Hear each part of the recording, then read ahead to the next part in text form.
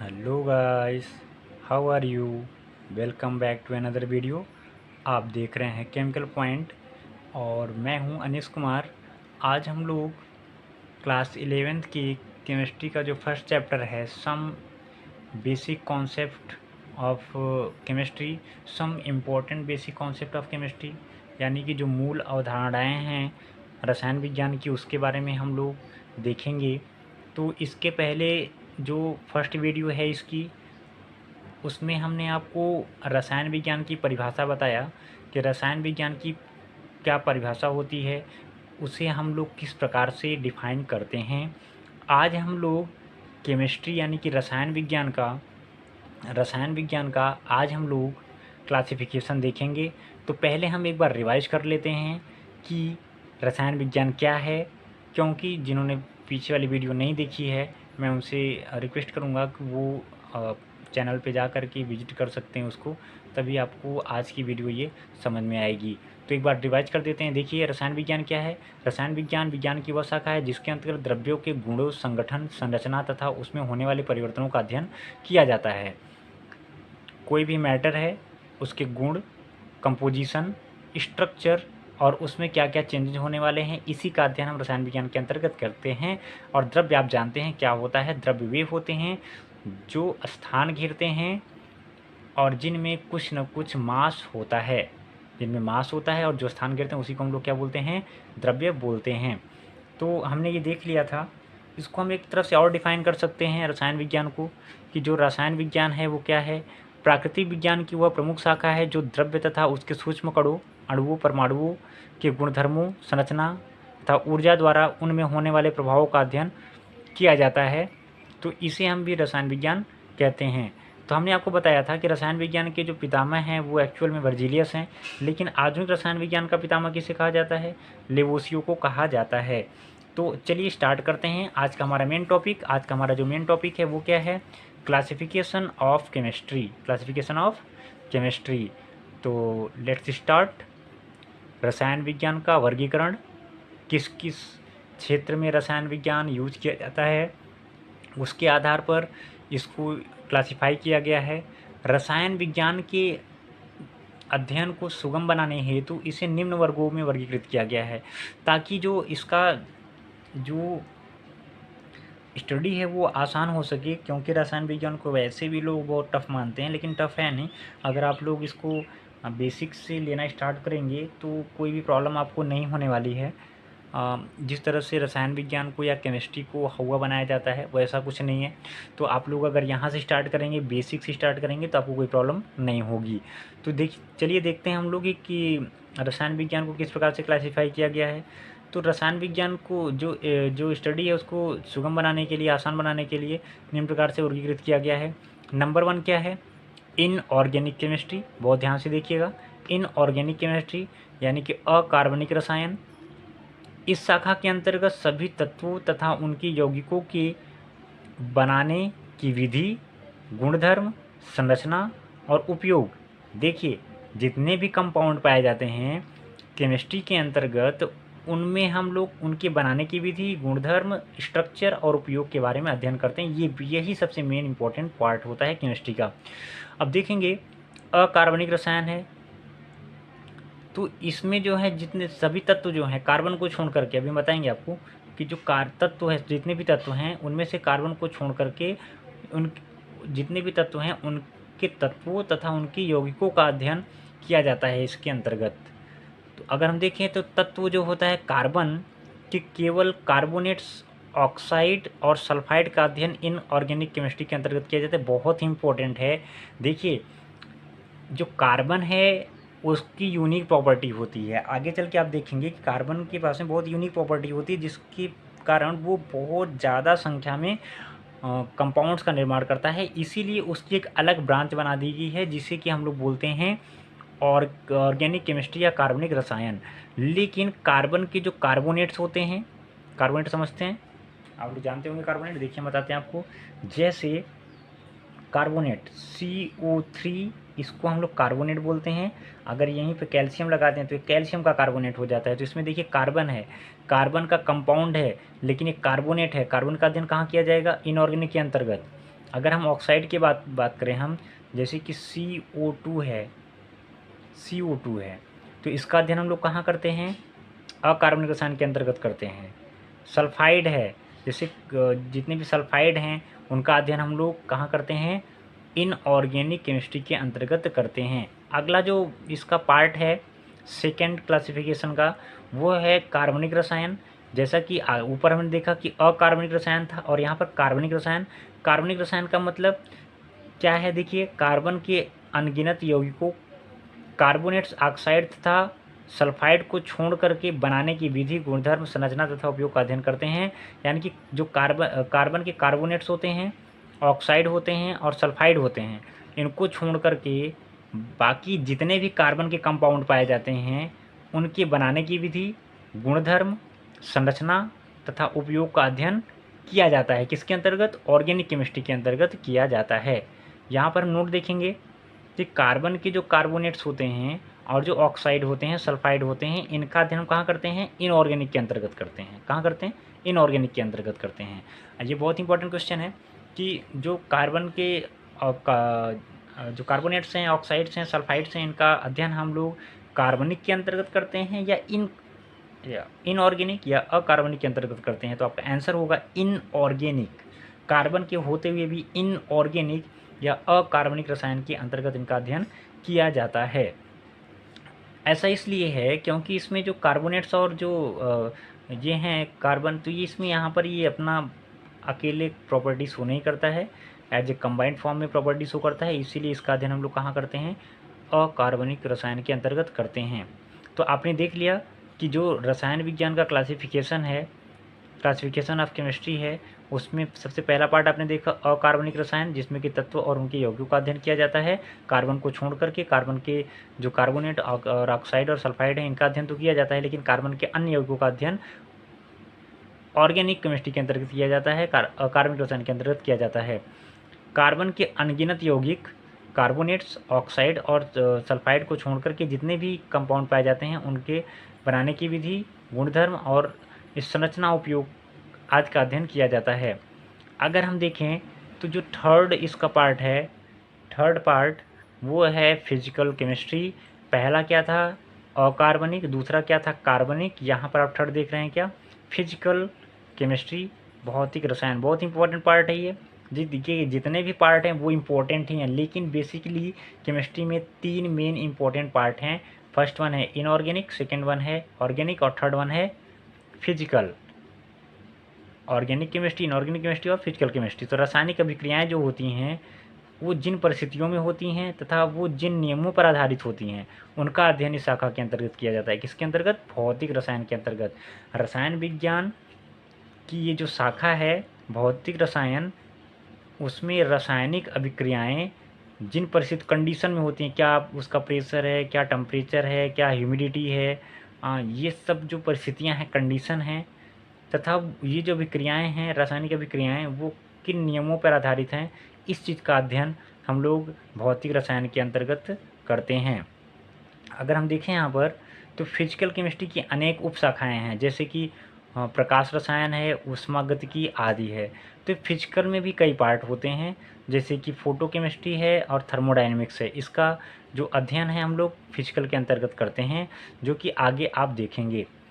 अगर हम नेक्स्ट की बात करें कि कौन सा इसका पार्ट है नेक्स्ट, तो वो है एनालिटिकल केमिस्ट्री। क्या है? एनालिटिकल केमिस्ट्री है। एनालिटिकल केमिस्ट्री मतलब वैश्लेषिक रसायन, पदार्थों की पहचान, कौन सा पदार्थ है और उसका अनुमापन, इस चीज़ का अध्ययन हम लोग इस शाखा के अंतर्गत करते हैं। एनालिटिकल केमिस्ट्री क्या के अंदर क्या करते हैं हम लोग? कौन सा आपके पास में पदार्थ है और उसका टाइट्रेशन आप आगे देखेंगे। अनुमापन क्या होता है? कोई भी आपके पास में ज्ञात और अज्ञात 2 सॉल्यूशन हैं, 2 विलेन हैं। ज्ञात विलेन की सहायता से अज्ञात विलेन की जो गुण हैं, जैसे कि वैल्यूम है और डेंसिटी है, इन सब का जो अध्ययन है वो अनुमापन के अंतर्गत किया जाता है। तो आपने देखा यहाँ पर कि रसायन विज्ञान को कितने पार्ट में डिवाइड किया गया है? कई पार्ट्स हैं। तो उसमें हमने अभी 4 पार्ट देखा। पहला क्या देखा? इनऑर्गेनिक केमिस्ट्री देखा, पहला अकार्बनिक रसायन देखा, फिर आपका क्या देखा? कार्बनिक रसायन देखा, फिर आपने क्या देखा? भौतिक रसायन देखा, फिर आपने क्या देखा? एनालिटिकल केमिस्ट्री देखा, तो आप समझ गए होंगे कि अकार्बनिक, कार्बनिक और भौतिक और वैश्लेषिक ये जो पार्ट हैं वो किस किस चीज़ों के अध्ययन के लिए क्लासिफाई किए गए हैं। अगर हम देखें 4 पार्ट तो हमने यहाँ पे देख लिया। अगर हम 5वें पार्ट की बात करें तो 5वां पार्ट जो हमारा है वो है बायोकेमिस्ट्री। 5वां पार्ट क्या है? बायोकेमिस्ट्री।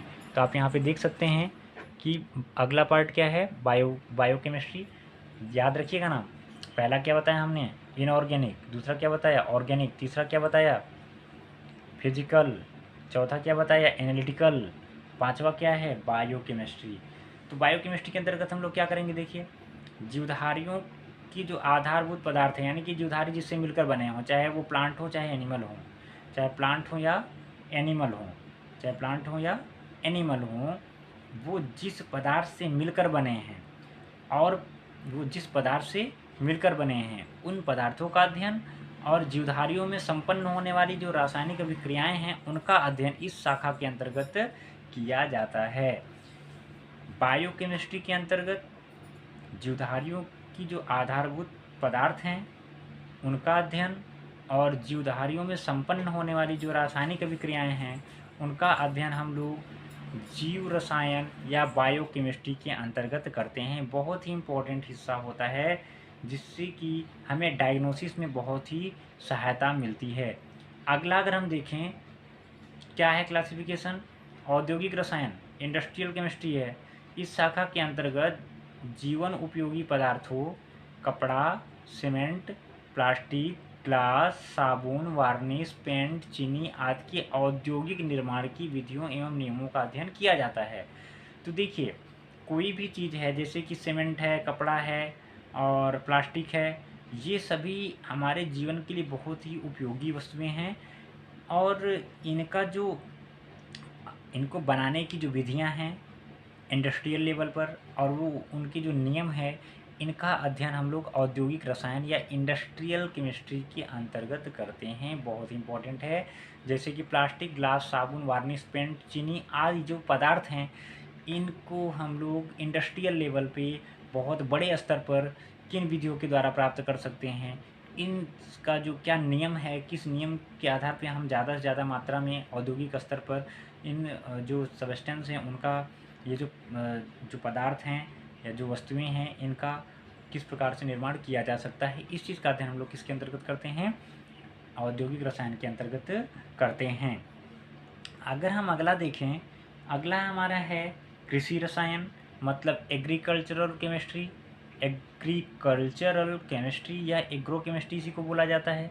अगर हम देखें तो जो कृषि रसायन है, कृषि रसायन कृषि तथा उससे उपयोगी जो कृषि है, जो खेतीबाड़ी है उसका और उसमें जो उपयोग किए जाने वाले पदार्थ जैसे कि उर्वरक हैं, खनिज लवण हैं आदि का अध्ययन इस शाखा के अंतर्गत किया जाता है, जिसे हम लोग क्या बोलते हैं? Agro chemistry. क्या बोलते हैं? एग्रो केमिस्ट्री बोलते हैं या तो फिर एग्रीकल्चरल केमिस्ट्री बोलते हैं। इसके अंदर हम लोग देखिए, आप जैसे कि आप जानते हैं कि आज नए नए उर्वरक आपके मार्केट्स में अवेलेबल हैं जो कि प्लांट्स को दिए जाते हैं जिससे कि हम ज़्यादा मात्रा में यील्ड प्राप्त कर सकते हैं। तो जो ये एग्रीकल्चरल केमिस्ट्री है इसी केमिस्ट्री के अध्ययन से ही हम लोग औद्योगिक स्तर पर और जो है कृषि से संबंधित जो चीज़ें हैं उनका हम लोग उपयोगी बनाने के लिए हम लोग क्या विधियां हैं, किस प्रकार से ज़्यादा मात्रा में प्राप्त कर सकते हैं, इसका अध्ययन हम लोग इसके अंतर्गत करते हैं। तो अगर हम देखें नेक्स्ट हमारा क्या है, वो है सॉइल केमिस्ट्री। तो आप लोग अभी फर्स्ट टाइम इसको सुन रहे होंगे कि भूमि रसायन क्या है। भूमि रसायन मतलब पूरी पृथ्वी का अध्ययन।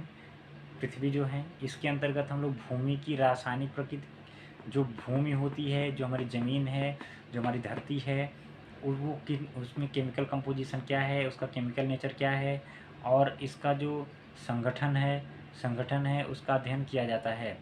संगठन की कंपोजिशन क्या है इसका अंतर्गत इसका अध्ययन हम लोग इस सॉइल केमिस्ट्री के अंतर्गत करते हैं।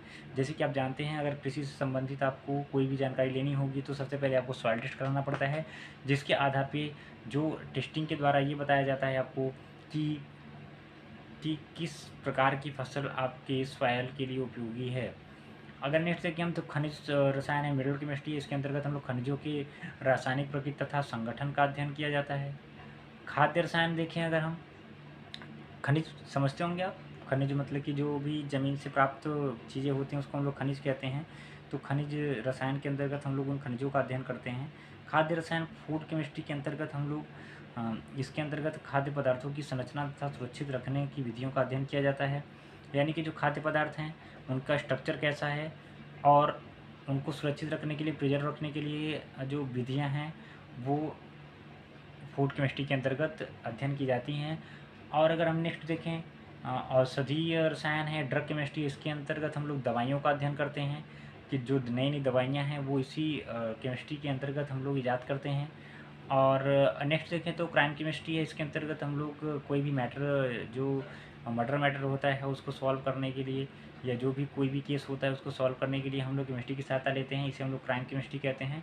इसके अंतर्गत जो रक्त होता है, पसीना होता है या कपड़े होते हैं, उनके रासायनिक अध्ययन करके हम लोग असली अपराधी तक पहुंचते हैं। तो आपने ये देखा कि कौन कौन से क्लासिफिकेशन है, यानी कि कुल मिलाकर ये है कि हर क्षेत्र में केमिस्ट्री इम्पोर्टेंट है, हर क्षेत्र में केमिस्ट्री इम्पोर्टेंट है। अगर हम देखें नेक्स्ट तो ये अंतरिक्ष विज्ञान में भी अंतरिक्ष स्पेस केमिस्ट्री होती है। स्पेस केमिस्ट्री अगर हम देखें, स्पेस केमिस्ट्री में अगर हम देखें तो अंतरिक्ष यानों के जो ईंधन होते हैं, यान बनाने में जो प्रयुक्त सामग्री है और अंतरिक्ष यात्रियों के जो कपड़े होते हैं, इनका रासायनिक परिप्रेक्ष्य का अध्ययन किया जाता है, यानी कि केमिकली इनका स्टडी हम लोग स्पेस केमिस्ट्री के अंतर्गत करते हैं। नेक्स्ट अगर हम देखें तो वार केमिस्ट्री है, इसके अंतर्गत युद्ध में प्रयुक्त सामग्री जैसे बारूद है, विषैली गैसें हैं, इनकी संरचना तथा बनाने की विधियों का अध्ययन किया जाता है, जिसे हम लोग वार केमिस्ट्री के अंतर्गत रखते हैं। और सबसे एडवांस्ड जो हमारी शाखा है, जो हमारा क्लासिफिकेशन है केमिस्ट्री का, वो है न्यूक्लियर केमिस्ट्री। न्यूक्लियर केमिस्ट्री के अंतर्गत हम लोग परमाणुओं के नाभिकों में होने वाली अभिक्रियाएं जैसे नाभिकीय संलयन तथा नाभिकीय विखंडन, न्यूक्लियर फिजन तथा न्यूक्लियर फिजन का अध्ययन किया जाता है। और ये जो न्यूक्लियर फिजन है या न्यूक्लियर फ्यूजन है, ये रसायन विज्ञान की आधुनिक शाखा है। तो यहाँ पर हमने ये देख लिया कि जो न्यूक्लियर केमिस्ट्री है वो आधुनिक शाखा है। तो आज हमने इस वीडियो में आपको क्लासिफिकेशन ऑफ केमिस्ट्री बताया, जिसमें कि आपने 14-15 आपने पार्ट्स देखे कि हम कहाँ कहाँ पे मेनली केमिस्ट्री का यूज करते हैं, उसके आधार पर इसका क्लासिफिकेशन हुआ है। नेक्स्ट वीडियो में हम लोग रसायन विज्ञान के महत्व के बारे में बात करेंगे कि क्या इंपॉर्टेंस है रसायन विज्ञान का। देखिए ये सब चीज़ें स्टार्टिंग की हैं, अगर आप लोग एक बार सुने रहेंगे तो आपको आगे जो चीज़ें आने वाली हैं, जो भी टॉपिक्स आने वाले हैं, उनमें कोई परेशानी नहीं होगी। तो आज की वीडियो से संबंधित अगर कोई भी क्वेरी आपको तो आप कमेंट सेक्शन में बोल सकते हैं, और मिलते हैं नेक्स्ट वीडियो में। तब तक के लिए थैंक यू, टेक केयर।